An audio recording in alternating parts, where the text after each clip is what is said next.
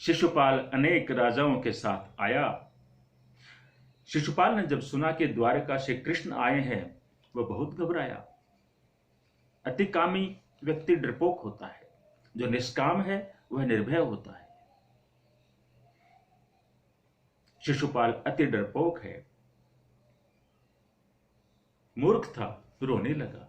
जरासंध ने उससे पूछा, क्यों रोता है, तुम्हें क्या हो गया? शिशुपाल ने कहा, मैंने सुना है कृष्ण आया है।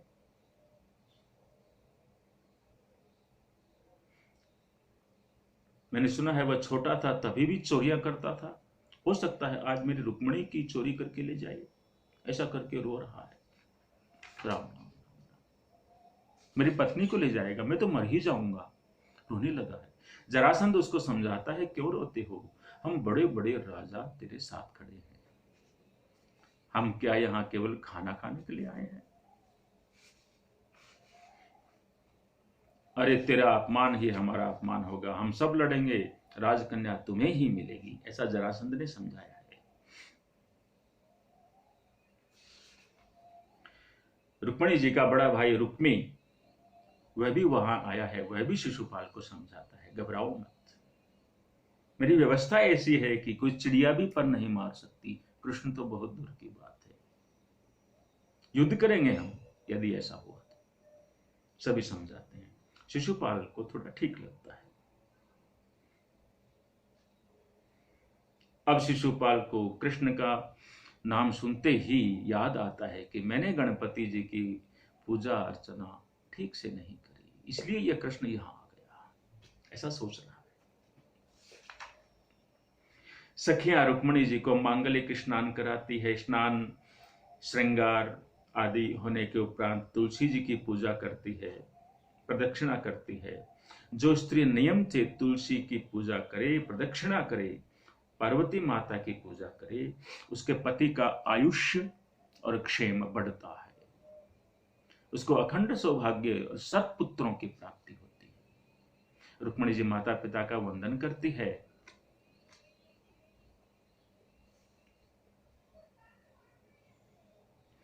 पिताजी ने आशीर्वाद दिया, कहा, बेटा अंबा जी की पूजा करने के बाद मैं सोने की पालकी भेजूंगा और पालकी में बैठकर घर में आना अंबा जी की पूजा करने के बाद। रुक्मिणी जी का जीवन बहुत सादगीपूर्ण है, सादा भोजन खाती हैं। परमात्मा के साथ लग्न करना है। जिनको परमात्मा के साथ लग्न करने की इच्छा हो, उनका जीवन सादगीपूर्ण होना चाहिए।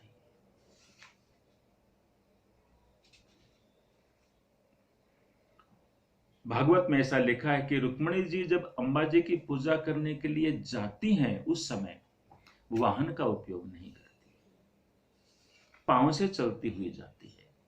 पूजा होने के पश्चात वे वाहन पर बैठती है। रुक्मिणी जी जाती हैं, सखियां साथ में है।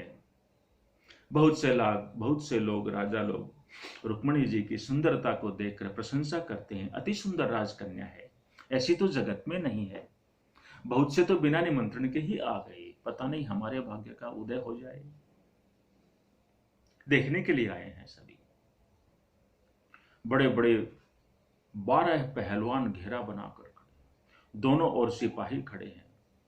किसी को रुक्मिणी जी का दर्शन होता है, किसी को नहीं होता है।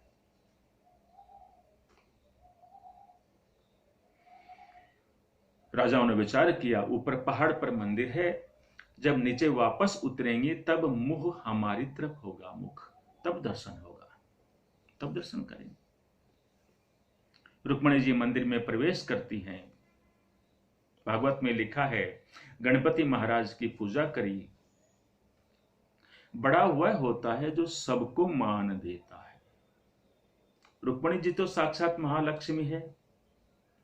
माता जी की पूजा करती हैं, माता जी के चरणों में मस्तक रखा है। रुक्मिणी जी ने प्रार्थना करी है, श्री कृष्ण मेरे पति हों। मां, मैं रोज तेरी पूजा करती हूं। अंबा जी भी मुस्कुराती हैं, हंसती हैं, मुझे कितना मान देती है। यह साक्षात महालक्ष्मी है। कोई देवता भी इसका पति नहीं हो सकता। स्वयं भगवान नारायण इसके पति, सनातन पति हैं, फिर भी मुझे कितना मान देती है। यही बड़े की पहचान है। रुक्मणी जी के मस्तक के ऊपर अम्बा जी के हाथ से गले से माला निकलकर पड़ती है, शुभ शकुन होता है। सबको आनंद हुआ। रुक्मणी जी पूजा करके बाहर आई हैं, धीरे धीरे ऊपर से नीचे उतरती हैं। सभी राजा लोग ताकते हैं। लक्ष्मी सभी की मां है। लक्ष्मी का दर्शन सदा मातृ भाव से करना चाहिए।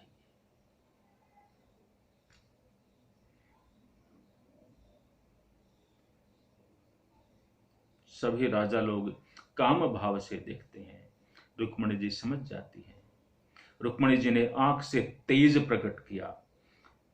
ऐसा तेज केवल नारायण भगवान ही सहन कर सकते हैं, दूसरा कोई देवता भी सहन नहीं कर सकता। ऐसा तेज प्रकट किया। सभी ताकते हैं, देखने का प्रयास कर रहे हैं, परंतु देख नहीं पा रहे हैं। दारुक सारथी ने घोड़ों को संकेत किया। वायु की गति से दौड़ने वाले घोड़े हैं। बहुत से राजाओं को मूर्छा आ गई है, बहुत से सिपाहियों को चक्कर आ गया है, गिर गए हैं, अंधेरा सा हो गया है। रुक्मणी जी के तेज के कारण ऐसा हुआ। दारुक सारथी रथ को लेकर के आया। सोने का रथ है, 4 घोड़े हैं। गरुड़ जी ध्वजा लेकर खड़े हैं। रुक्मणी जी ने देखा है। भगवान का रथ देखकर रुक्मणी जी रथ के सम्मुख दौड़ने लगे हैं। सखियां समझ जाती हैं, राजकुमारी पालकी तो उधर है। सखिया कह रही पालकी तो उधर है, कौन सुनता है? अलकी पालकी कहां है? रथ के सम्मुख दौड़ती हुई आई। भगवान ने हाथ बढ़ाया, हाथ में हाथ पकड़ा और ये जा वो जा। देवता गंधर्व जयकार कर रहे हैं। द्वारिका का रास्ता पकड़ा। सब राजा धूल में गिरे पड़े थे, फिर जागते हैं। कहते हैं मुझे तो चक्कर आ गया था। अरे मुझे भी चक्कर आ गया था, अंधेरा सा हो गया था। अरे हमने सुना कि श्री कृष्ण तो रुक्मिणी को ले गए। ऐसे मूर्ख थे, हम गिर गए। हम युद्ध करेंगे। जरासंध ने आदेश दिया, मार्ग में रोको, ये हमारा अपमान है।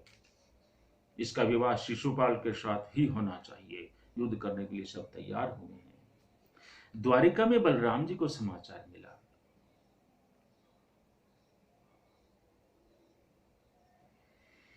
बलराम जी का एक नियम था कि अकेले कभी भोजन नहीं करते थे, दोनों भाई साथ में ही भोजन करते थे।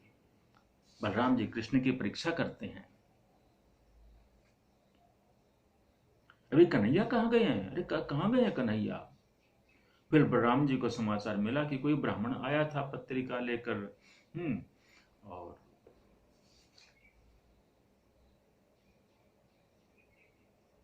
तो वो चले गए रथ में बैठकर। अरे मुझे भी नहीं बताया, अकेला गया है। अरे रुक्मिणी के लिए, अरे राजा लोग वहां युद्ध करेंगे। बलराम जी को भोजन अच्छा नहीं लगा। रात के समय ही यादव सेना को एकत्रित किया और प्रस्थान किया। बराबर युद्ध का समय हुआ। बलराम जी ने विदर्भ नगरी में पैर रखा। बलराम जी बड़े वीर हैं। बलराम जी का जब नाम सुनते हैं तो अधिकांश राजा लोग थर थर कांपते हुए वहां से भाग जाते हैं। महान वीर बलराम है। बलराम जी ने ऐसा पराक्रम किया, सभी सेना छिन्न भिन्न हो गई। लोग बात करते हैं, ये बलराम है या काल? इसका तो बाल भी बांका नहीं होता। ऐसा वीर कभी हो देखा नहीं। भगवान ने देखा मेरे बड़े भैया आए हैं, मैंने तो उनको बताया नहीं था, कहा नहीं था। मेरे ऊपर उनका बहुत प्रेम है, इसलिए आ गए हैं। सारी सेना छिन्न भिन्न हो गई। जरासंध घबराया। जरासंध शिशुपाल को समझाता है, अरे अकेला कृष्ण हो तो मैं उसको हरा सकता हूं, ये बलराम कहां से पीछे से आ गया? ये दोनों भाई एक हो गए, फिर इनको कोई नहीं हरा सकता। इस समय हमारी प्रतिकूलता है, इनकी अनुकूलता है, इसलिए इनकी जीत हुई है। परंतु तुम घबराओ मत, दूसरी कन्या के साथ तेरा कोई विवाह करवा देंगे। शिशुपाल को समझाया। रुक्मी श्री कृष्ण के साथ युद्ध करता है।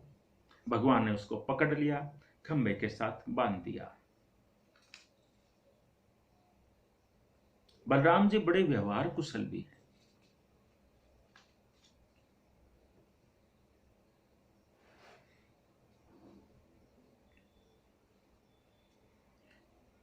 विवाह होने के बाद आजकल भाइयों में प्रेम घट जाता है, यहां बढ़ रहा है। रामायण, भागवत, महाभारत तीनों ग्रंथों का एक ही आदर्श है, एक कुटुंब पद्धति। महाभारत में 5 पांडवों की कथा आती है, रामायण में 4 भाइयों की कथा आती है, भागवत में श्री कृष्ण और बलराम 2 भाइयों की कथा आती है। जिनका हृदय विशाल है, आंखों में प्रेम है, उनके घर में कभी क्लेश नहीं होता।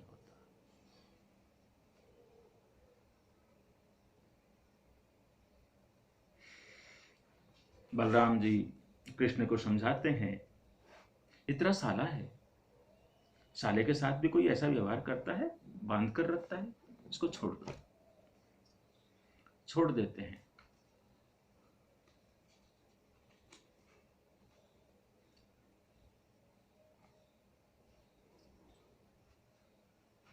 बलराम जी ने रुक्मी के सामने हाथ जोड़े, आप हमारे संबंधी हैं, आपको प्रणाम है। रुक्मिणी जी को आश्चर्य होता है, मेरे भाई को कितना मान दिया है, हाथ जोड़कर द्वारिका आने का निमंत्रण भी दिया है। मेरे भाई पर जब इन लोगों का इतना प्रेम है तो मुझ पर कितना प्रेम होगा। राम। श्री कृष्ण बलराम रुक्मिणी जी के साथ द्वारिका आए हैं।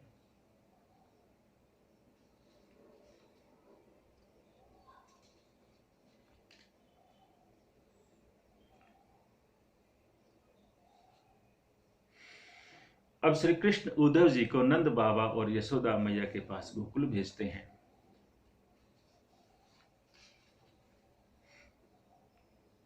कुछ वर्णन इस कथा का भागवत में नहीं है, अन्य ग्रंथों से आता है।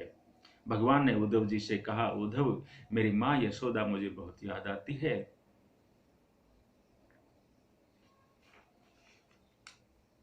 इसलिए आप वहां जाएं।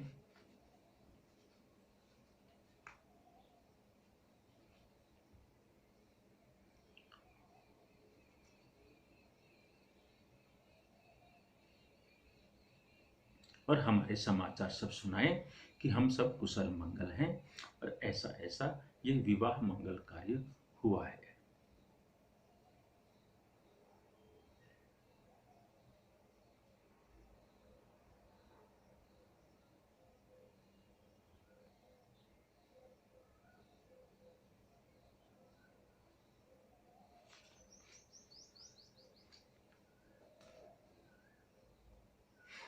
श्री कृष्ण बलराम का रथ निकला, वृंदावन से आगे रथ आया।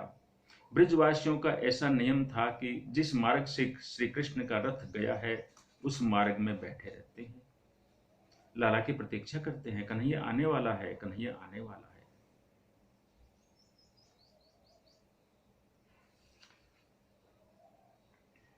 श्री कृष्ण बलराम का रथ वहां आया। अब श्री कृष्ण द्वारिका के राजा हुए हैं।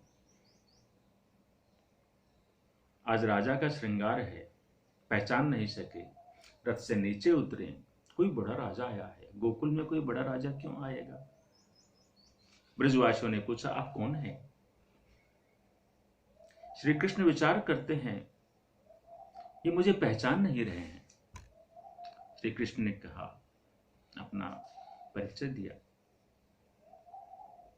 तब ब्रजवासी जो जो से बोले, आयो रे आयो रे आयो रे कन्हैयो आयो रे। ब्रजवासी दौड़ते हुए आते हैं, कोई पीताम्बरी खींचता है, कोई लाला का हाथ पकड़ता है, कन्हैया तू आ गया, द्वारिका की संपत्ति छोड़ करके मैं आ गया हूं। अरे कन्हैया तू क्या बोलता है? इस प्रकार मिलन हो रहा है।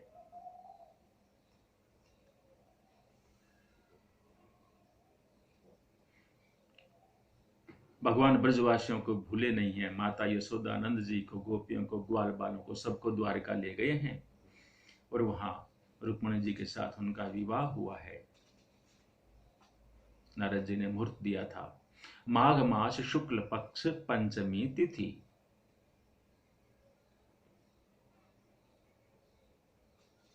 सुंदर सिंहासन पर भगवान को बिठाया गया, मधुपर्क आदि विधि से पूजा हुई, अंतःपट रखा गया, रुक्मिणी जी को वहां लाया गया। ब्रह्मा जी जोशी बनकर आए। ब्रह्मा जी ने मंगलाष्टक का प्रारंभ किया। कस्तूरी तिलकं ललाटपटले वक्षस्थले कौस्तुभं नासाग्रे वरमौक्तिकं करतले वेणुः करे कङ्कणम् सर्वाङ्गे हरिचन्दनं सुललितं कण्ठे च मुक्तावलीं गोपस्त्रीपरिवेष्टितो विजयते गोपालचूड़ामणि। श्री लक्ष्मी नारायण भगवान की जय हो। जय जयकारा हुआ। रुक्मिणी जी द्वारिका में आई हैं, तभी से द्वारिका की महिमा बढ़ गई है।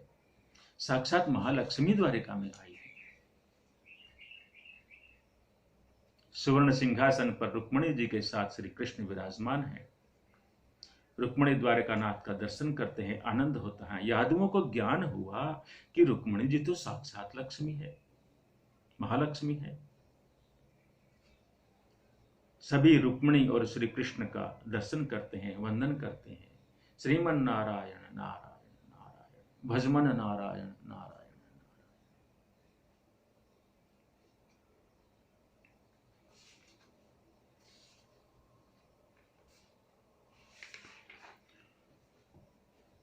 सुखदेव जी महाराज वर्णन करते हैं कि रुक्मिणी जी के यहाँ प्रद्युम्न जी का प्राकट्य हुआ। प्रद्युम्न जी ने शंबरासुर दैत्य का विनाश किया। भगवान का दूसरा लग्न सत्राजित की कन्या सत्यभामा जी से हुआ। तीसरा लग्न शमंतक मणि को खोजने के लिए जब गए थे तो जाम्बवंत जी के साथ उनका युद्ध हुआ और जाम्बवंती के साथ तीसरा विवाह हुआ, लग्न हुआ। भगवान का चौथा लग्न श्री यमुना जी के अंश से श्री कालिंदी जी प्रकट हुई और कालिंदी जी के साथ चौथा विवाह हुआ। पांचवा लग्न मित्रविंदा जी के साथ हुआ। छठा लग्न नाग्न जीती के साथ हुआ। सातवां सत्या जी के साथ और आठवां लक्ष्मणा जी के साथ हुआ। ये भगवान कृष्ण की 8 पटरानियां हैं। गीता के 7वें अध्याय में अष्टधा प्रकृति का वर्णन आया है। पृथ्वी जल तेज वायु आकाश मन बुद्धि और अहंकार, ये 8 प्रकृतियां हैं, अष्टधा प्रकृति। यही 8 पटरानियां हैं, ऐसा कहा है। एक अध्याय में 16,000 राजकन्याओं के साथ भी भगवान का लग्न होता है, वह कथा भी आई है। ये जो 16,000 राजकन्याएं हैं, ये वेद के अभिमानी देव हैं। प्रत्येक वेद मंत्र के अभिमानी देव होते हैं, ऋषि होते हैं। छंद, ऋषि और देवता तीनों का ज्ञान जिसको नहीं है, उसका वेद मंत्र सफल नहीं होता।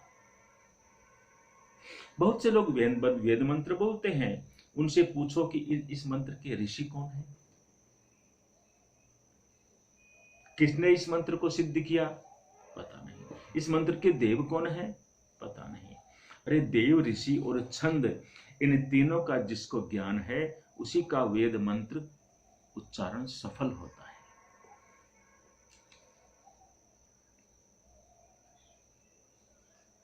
ऋषियों ने वर्णन किया है, वेद के मंत्र 1 लाख है। इन 1 लाख मंत्रों में 80,000 वेद के मंत्र कर्मकांड के हैं। 80,000 वेद में कर्मकांड का जो भाग है वो बहुत विस्तृत है, बहुत बड़ा है।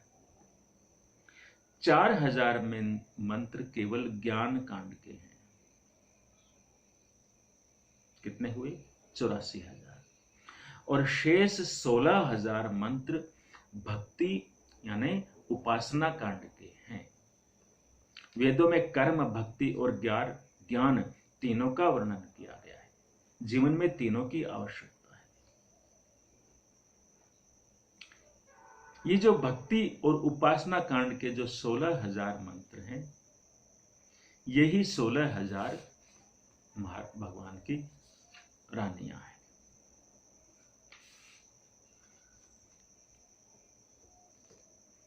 भौमासुर नाम का एक राक्षस था। उसकी नीयत बिगड़ गई थी। राजकन्याओं को उसने कारागृह में रखा था। भगवान ने सुना राजकन्याओं को कैद में रखता है। युद्ध हुआ, भस्मासुर को मारा और राजकन्याओं को कारागृह से मुक्त करवाया। अब राजकन्याएं दुखित हो गई। अब हमें इस जगत में कौन स्वीकार करेगा? सभी हमारा तिरस्कार करेंगे। अरे निराधार के आधार तो भगवान है, भगवान सबके हैं।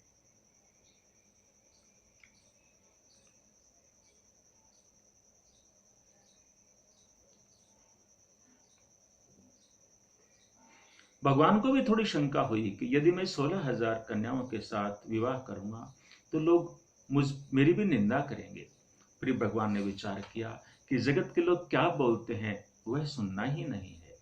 आपके लिए कोई अच्छा बोले वह सुनना नहीं है। आपकी प्रशंसा करे, यदि हम सुनेंगे तो अभिमान बढ़ेगा, अहंकार की पुष्टि होगी।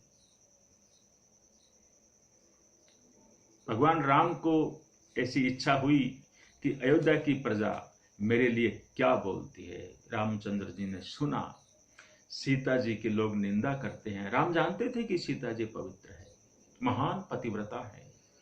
जानते हुए भी राम जी को सीता जी का त्याग करना पड़ा, क्योंकि उन्होंने जगत की बातें सुनी, उन पर ध्यान किया, दिया, मनन किया। परिणाम में दुख आया। अरे जिनके साथ हमारा संबंध ही सच्चा नहीं है, उनकी बातों को अधिक महत्व तूल नहीं देना चाहिए। कौन क्या बोलता है बोलता रहे, हम भक्ति करेंगे तो करेंगे। हम उसकी भक्ति कर रहे हैं, हमें उसकी बात सुननी चाहिए जो हमारा है। जो हमारा है उसकी तो सुनते नहीं है, और जो हमारे नहीं है उनकी सुनते हैं, तो परिणाम में तो दुख ही मिलेगा। बड़ी सरल बात है।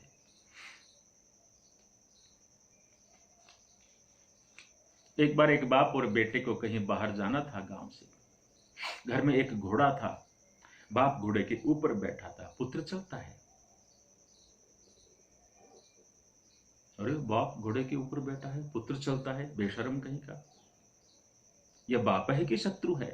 पुत्र को पैदल चलवाता है, जरा भी दया नहीं आती है। पिताजी उतर गए, पुत्र को बैठा दिया। अरे अरे कैसा पुत्र है, नालायक। वृद्ध पिता को पैदल चलवा रहा है। दोनों ऊपर बैठ गए। ये कैसे दोनों नीच प्राणी है? एक बेचारे निरीह पशु के ऊपर दो दो लदे हुए हैं। अब तो दोनों नीचे उतर गए, चलो वे दोनों ही पैदल चलते हैं। कैसे मूर्ख हैं, घोड़ा होते हुए पैदल चलते हैं। किस किस की सुनेंगे आप? क्या क्या सुनेंगे? शास्त्रों की, संतों की सुनिए, और किसी की नहीं।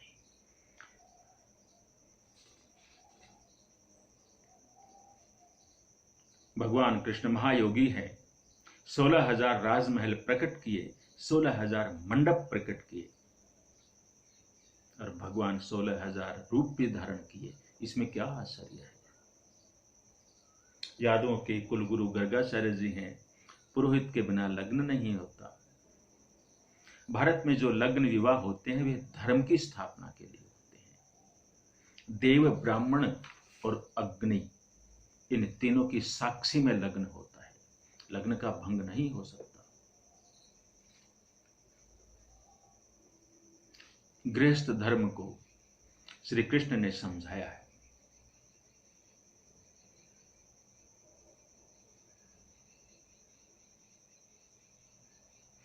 आगे सुखदेव जी महाराज वर्णन करते हैं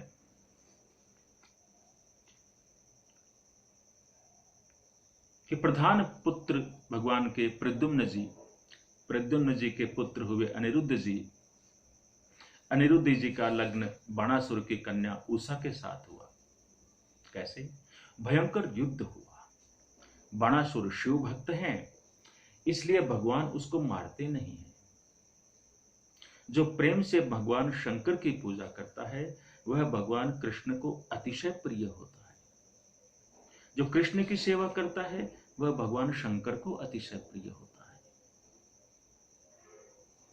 कभी कभी शैव और वैष्णव आपस में तर्क वितर्क, वाद विवाद और झगड़ा क्लेश करते हैं।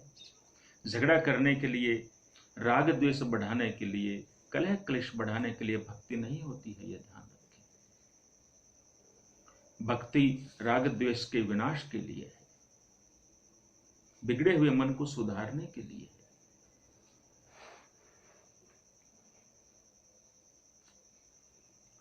भगवान ने बाणासुर को मारा नहीं, बाणासुर शिव भक्त है।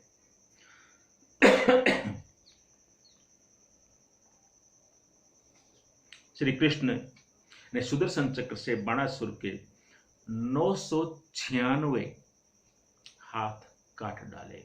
उसके 1000 भुजाएं थी और बाणासुर को अपने जैसा चतुर्भुज रूप देकर छोड़ दिया।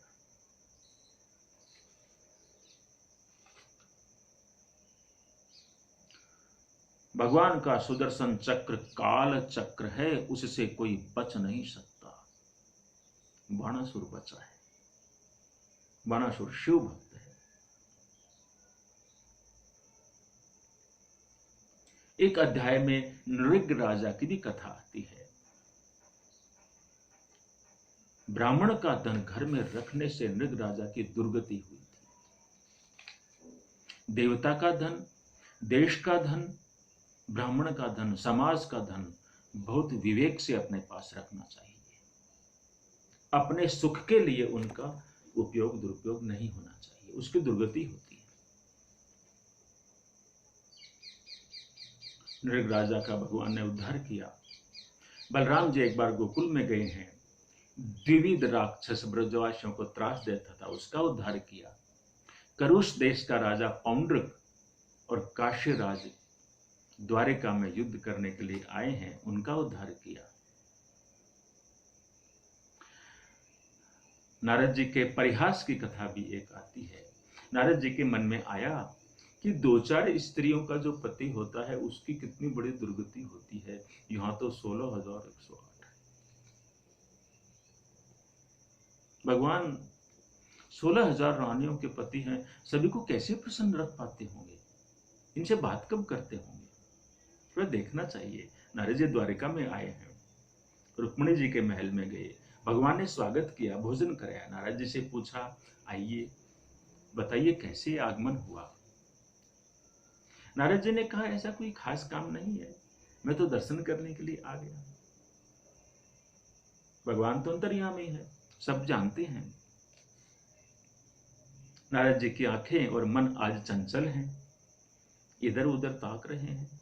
भगवान समझ गए इसका मन चंचल हो गया है। भगवान ने पूछा, अरे तू दर्शन करने को आया है? नारद जी ने कहा, हाँ। भगवान मुस्कुराए, मैं तुम्हें दर्शन देता हूं, तू मेरा दर्शन कर। नारद जी वहां से उठे, सत्यभामा जी के घर में गए, वहां भी देखा भगवान कृष्ण विराजमान हैं, स्वागत करते हैं, बड़े दिनों के बाद आए हैं। नारद जी विचार करते हैं, अरे अभी तो इन्होंने मेरी पूजा करी है रुक्मिणी जी के महल में, और मुझसे कहते हैं कि बहुत दिनों के बाद आए हैं। राम राम राम राम। भोजन करवाया, थोड़ा सा फिर खा लिया। जामवंती के महल में गए, वहां भी श्री कृष्ण आगे बैठे हैं, आइए आइए नारद जी, बड़े दिनों के बाद आज दिखाई दिए, आइए आइए भोजन करिए भोजन। अब थोड़ा सा फिर खा लिया, पेट तो भर गया, फिर थोड़ा सा फिर खा लिया। सत्यभामा के पास गए, ऐसे करके जब 10-20 के 5 पहुंचे, तब तक तो पेट हो गया ढोल। अब तो महाराज एक बूंद पानी पीने की भी इच्छा नहीं है। अब तो दूसरे घरों में जाकर बाहर से ही पूछ लेते हैं द्वाराज को, भगवान कृष्ण अंदर है? हाँ है। ठीक है भैया, ठीक है, बताना नहीं। ऐसे करके थोड़ा बहुत और देखा। नारद जी को आश्चर्य होता है, भगवान सभी स्थानों पर है, सभी जगह है। अरे रे, नारद जी को चक्कर आते हैं, भगवान दर्शन देते हैं और उनका कल्याण करते हैं, उनका संदेह दूर करते हैं। नारद जी ने साष्टांग प्रणाम किया, स्तुति वंदना करी।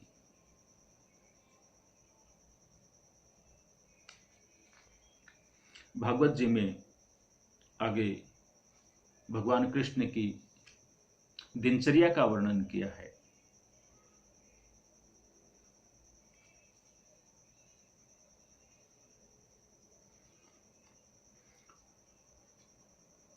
साढ़े 3 बजे रात्रि में ब्रह्म मुहूर्त का प्रारंभ होता है। ब्रह्म मुहूर्त में भगवान आसन पर बैठ जाते हैं। रात्रि में जल्दी सो जाओ, प्रातःकाल जल्दी उठो।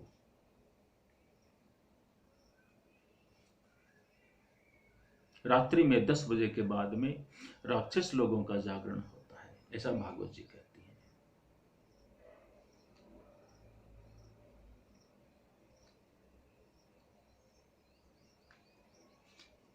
ब्रह्म मुहूर्त में जगना चाहिए, जल्दी सोना चाहिए, जल्दी जगना चाहिए। ब्रह्म मुहूर्त में उठ करके थोड़ा ध्यान करना चाहिए, भगवान का ध्यान करना चाहिए। सारांश यही है। युधिष्ठिर महाराज के द्वारा राजसूय यज्ञ का आयोजन होता है।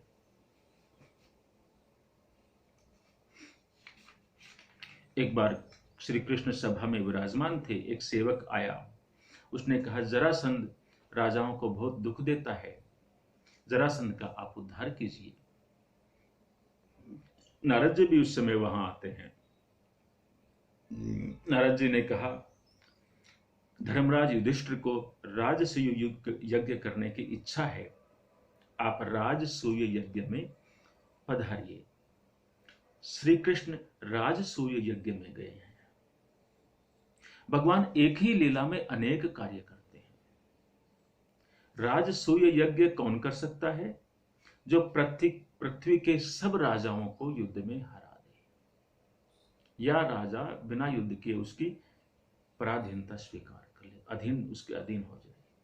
जरासंध बड़ा बलवान है। भगवान ने भीमसेन को युक्ति बताई, शक्ति से नहीं, युक्ति से जरासंध को मारा है। चैत्र मास के शुक्ल पक्ष और पूर्णिमा के दिन राजसूय यज्ञ का प्रारंभ हुआ। 1 वर्ष के बाद ही चैत्र शुक्ल पूर्णिमा के दिन पूर्ण आहुति हुई। 1 वर्ष का यज्ञ था, बड़ा भारी यज्ञ है। हजारों ऋषि महात्मा आए हैं। राजसूय यज्ञ में सबसे पहले पूजा किसकी करनी चाहिए, यह बड़ा प्रश्न उपस्थित हुआ।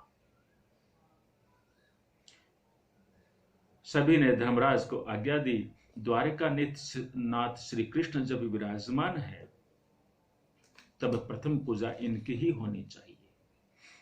धर्मराज ने, युधिष्ठिर ने श्री कृष्ण भगवान की प्रथम पूजा की है। सभी को आनंद हुआ। उस सभा में 2-4 जीव ऐसे भी बैठे थे जिनको बुरा लगा। शिशुपाल खड़ा हो गया, सभा में श्री कृष्ण की निंदा करता है, गालियां देता है। जिस सभा में प्रथम पूजा का मान मिला, उसी सभा में अपमान भी हुआ। मन को शांत रखें। शास्त्रों में लिखा है, जो अपने हृदय को जलाता है उसको भगवान का मंदिर जलाने जैसा पाप लगता है। आपके हृदय में भगवान है, कुछ भी हो हृदय को नहीं जलाना है। मन को शांत रखें। मन को शांत रखना महान पुण्य है। शिशुपाल सभा में निंदा करता है, गालियां देता है, भगवान सहन करते हैं। भागवत के प्रधान टीकाकार श्रीधर स्वामी ने लिखा है, शिशुपाल जो गालियां देता है उसके शब्दों में स्तुति भी है। निंदा की कथा करेंगे तो वक्ता को पाप लगेगा, निंदा की कथा सुने तो श्रोता को पाप लगेगा। निंदा करना भी पाप है, सुनना भी पाप है। श्रीधर स्वामी ने शिशुपाल जो निंदा करता है, गालियां देता है, उन शब्दों का अर्थ स्तुति वंदना के अनुसार किया है। कहा है, वाग देवी सरस्वती तो श्री कृष्ण की निंदा कर ही नहीं सकती, संभव ही नहीं है। शिशुपाल तो मूर्ख है, अज्ञान में बकता है, परंतु वाग देवी सरस्वती श्री कृष्ण की निंदा कैसे कर सकती है? शिशुपाल बोलता है, काकः पुरोडाशम सपर्याम कथम अर्हति। काकः गाली है, श्रीधर स्वामी ने अर्थ को घुमा दिया।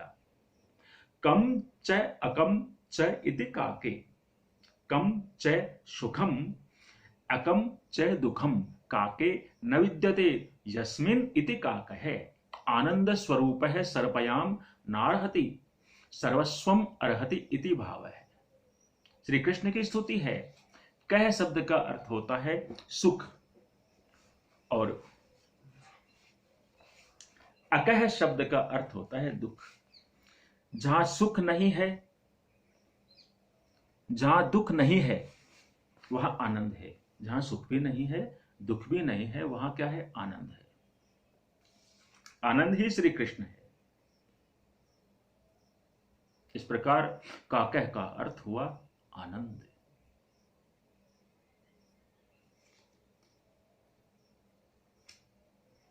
शिशुपाल की कथा महाभारत में आती है।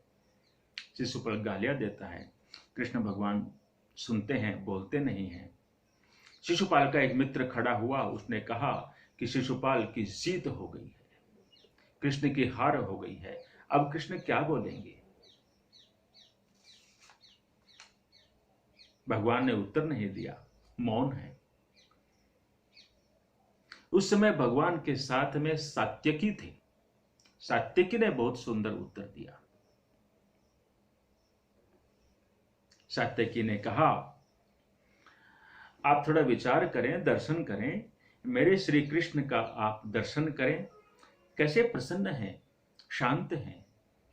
सभा में निंदा होती है, गालियां मिलती हैं, फिर भी उनकी शांति में भंग नहीं पड़ता है, प्रसन्न दिखते हैं। परंतु अब आप शिशुपाल के मुख को देखिए, उसकी आंखें लाल हैं, उसका मुख टेढ़ा हो गया है। अभी भी वह क्रोध के अधीन है, क्रोध में बोल रहा है। इस समय शिशुपाल को क्रोध ने ही हरा दिया है। मेरे कृष्ण ने क्रोध को हराया है।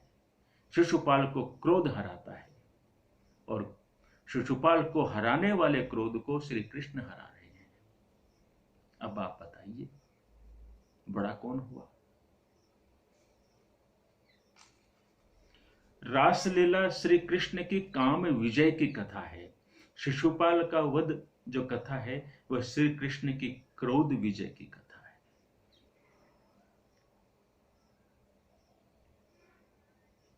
सुदर्शन चक्र से शिशुपाल का मस्तक काट डाला, 100 गालियां पूरी होते ही। फिर भी क्रोध नहीं आया है, शांत है, प्रेम से मारा है। राजसूय यज्ञ में सभी को आनंद हुआ, शिशुपाल का उद्धार हुआ।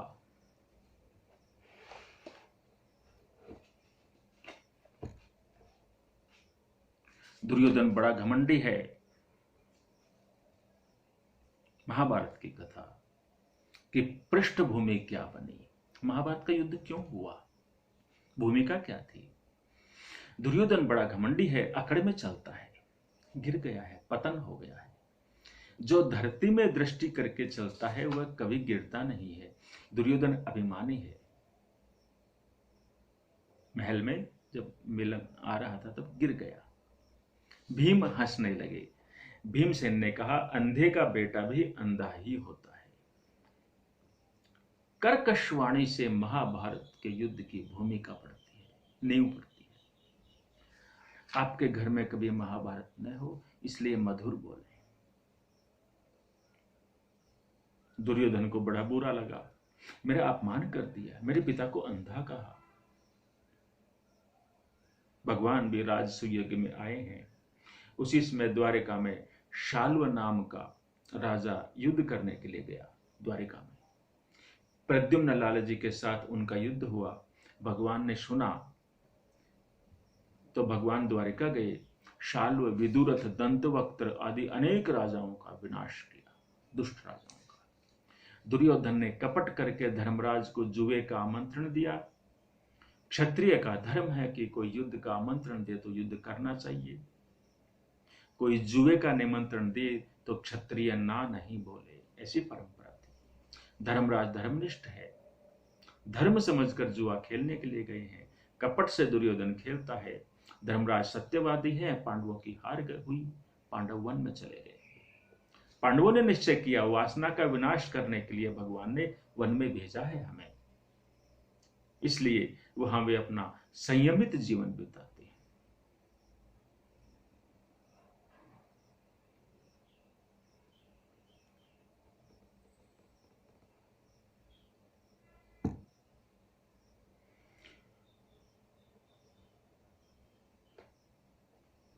इस प्रकार भांति भांति रूप से कौरवों ने पांडवों पर अत्याचार किया, वे सहन करने के गए। अंत में भगवान श्री कृष्ण संधि का प्रस्ताव लेकर कौरवों के पास गए थे। दुर्योधन ने स्वीकार नहीं किया, कहा 1 इंच भी जमीन नहीं दूंगा, 1 पग भी जमीन नहीं दूंगा। कौरव पांडव का युद्ध तय हुआ। बलराम जी की इच्छा किसी का भी पक्ष नहीं लेने की नहीं थी, इसलिए वे द्वारका छोड़कर यात्रा पर निकल गए। 4 धाम हैं और 7 पुरियां हैं। 7 पुरियों में 3.5 पुरी शिव जी के हैं और 3.5 पुरी विष्णु भगवान की है। अयोध्या, मथुरा और द्वारका 3 के स्वामी विष्णु भगवान है।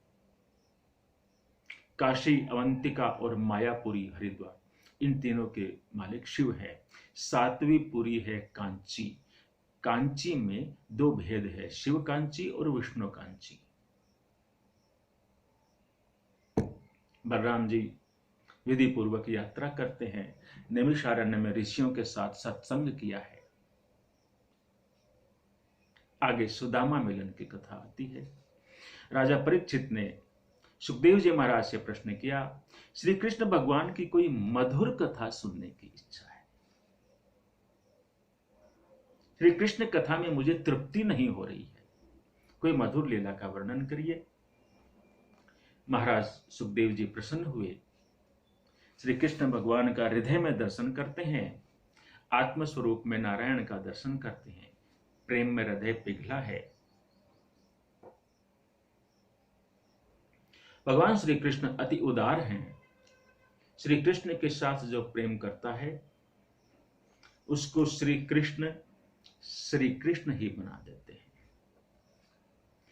पूर्णस्य पूर्णमादाय पूर्णमेवावशिष्यते।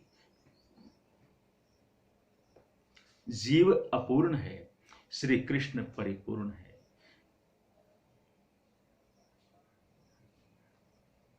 भगवान श्री कृष्ण के बाल मित्र सुदामा देव जी की कथा सुखदेव जी महाराज ने बहुत प्रेम से सुनाई है। श्री कृष्ण के बाल मित्र हैं सुदामा। सुदामा अतिशय गरीब हैं। गरीब तो है किंतु सुदामा महाज्ञानी है। सुदामा ने ऐसा निश्चय किया, ज्ञान का फल पैसा नहीं है, ज्ञान का फल तो परमात्मा है। जो मूर्ख हैं वह भी तो पैसा कमाते हैं, पापी के भी हाथ में पैसा आता है। अपने ज्ञान का उपयोग पैसे के लिए नहीं करूंगा, अपने ज्ञान का उपयोग में परमात्मा के लिए करूंगा। शब्द शास्त्रम महाजालम शास्त्र व्याख्यान कौशलम विदुषाम ही वैदुष्यम भुक्तये न तु मुक्तये। विद्या का फल, ज्ञान का फल भोग नहीं है, भगवान है।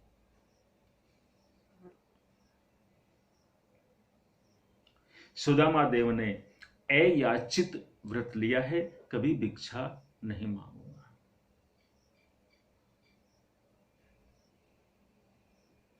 मौन रहते हैं, किसी को कहते नहीं है, किसी के घर में नहीं जाते हैं। कोई अपने आप घर में आए और कुछ दे जाए तो ले लेंगे। जो स्वतः मिले उसी से अपना जीवन निर्वाह करे, ऐसा अयाचित व्रत उन्होंने ले लिया है। निर्धन है, अयाचित व्रत ले रखा है, दिन भर घर में ही बैठे रहते हैं। छोटी सी झोपड़ी है, जितेंद्रिय हैं, ज्ञानी है, तपस्वी है, बाहर नहीं जाते हैं, दिन भर घर में ही रहते हैं। सर्वकाल भगवान नारायण का ध्यान करते हैं।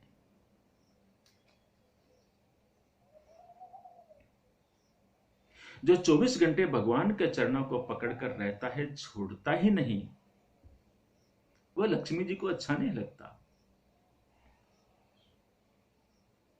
अरे ये यहां से हटे तो मैं मेरे पति से बातें करूं, अच्छा नहीं लगता उनको। सुदामा देव अति निर्धन है, अयाचित व्रत लिया है, पत्नी का नाम है सुशीला। नाम के अनुसार ये गुण है, अति सुशील है, शांत है, पति को परमात्मा मानती है। शास्त्रों में ऐसा लिखा है, स्त्री की परीक्षा सुख में संपत्ति में नहीं होती, स्त्री की परीक्षा अति दुख में होती है, विपत्ति में स्त्री की परीक्षा होती है। सोने की परीक्षा अग्नि में ही होती है। कितना खरा है। ज्ञानी पुरुषों की परीक्षा भागवत में होती है। ऐसा कहा गया है, विपत्ति काले गृहिणी परीक्षा, धनंजय हाटक संपरीक्षा, विद्यावताम भागवते परीक्षा।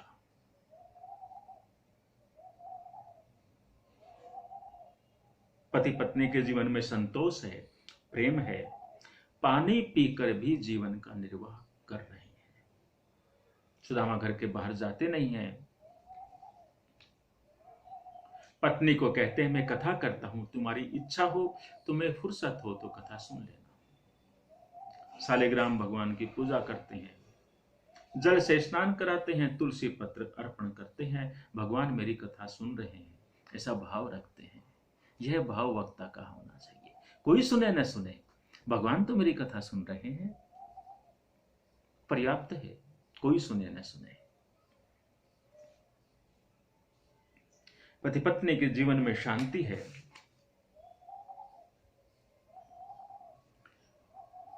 जब करते हैं, बालक रोते हैं, भूखे हैं, सुन रहे हैं, परंतु शांति का भंग नहीं होता। मां का हृदय तो मां का हृदय है, मां को दुख होता है।